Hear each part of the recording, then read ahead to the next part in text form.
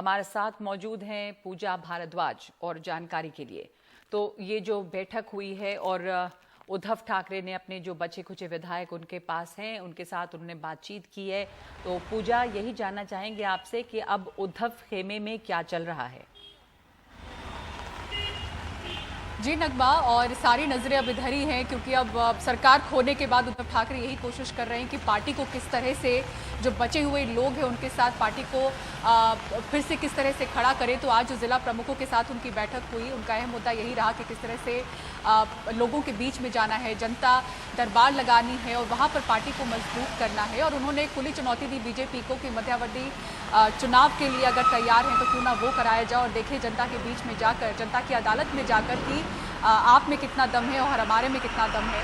अगर हम में इतना दम नहीं हुआ तो हम घर बैठेंगे, अगर आप में नहीं हुआ तो आप घर बैठें। तो इस तरह की चुनौती उन्होंने जिला प्रमुखों की बैठक में दी है। उसके बाद जब वो सेना भवन से लौटे शाम 6 बजे, मातोश्री के बाहर इस वक्त मैं मौजूद हूँ, लेकिन आप देखिए जिस तरह से वहाँ पर वीआईपी मूवमेंट्स में यहाँ पे हलचलें नजर आती थी, ऐसी कोई हलचल नहीं है। कहना मुश्किल है कि उनके गुट में, उनके खेमे में कितने विधायक अभी बचे हैं। वाकई ये आंकड़ा बहुत कंफ्यूजिंग है और हमारे पास अगर आप आपसे पूछे कि उनके गुट में कितने विधायक बचे हैं तो उनके बयानों के हिसाब से हम कह सकते हैं कि कल तक जहां वो 15 बता रहे थे, अगर आज संतोष बांगर का आप देखें किस तरह से उन्होंने एकनाथ शिंदे गुट को समर्थन किया, एकनाथ शिंदे की सरकार को समर्थन किया, तो उसके बाद उनके खेमे में 14 बच गए होंगे उनके बयान के हिसाब से। पर क्या 14 हैं ये कहना मुश्किल है क्योंकि तस्वीरें और नंबर हमारे पास नहीं है, ऐसा उनके बयानों के जरिए बस कहा जा रहा है। तो हम फिलहाल के लिए उनके बयान के हिसाब से माने तो 14 विधायक उनके खेमे में हैं।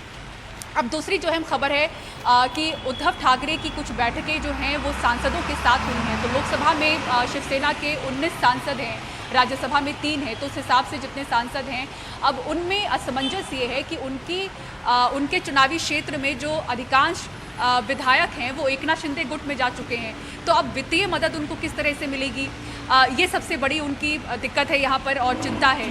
दूसरी ये है कि जो बीएमसी चुनाव आने वाला है कुछ समय में, वहाँ पर शिवसेना को वैसे ही बहुत समय से चुनौती समझ में आ रही है कि कैसे लड़ पाएंगे।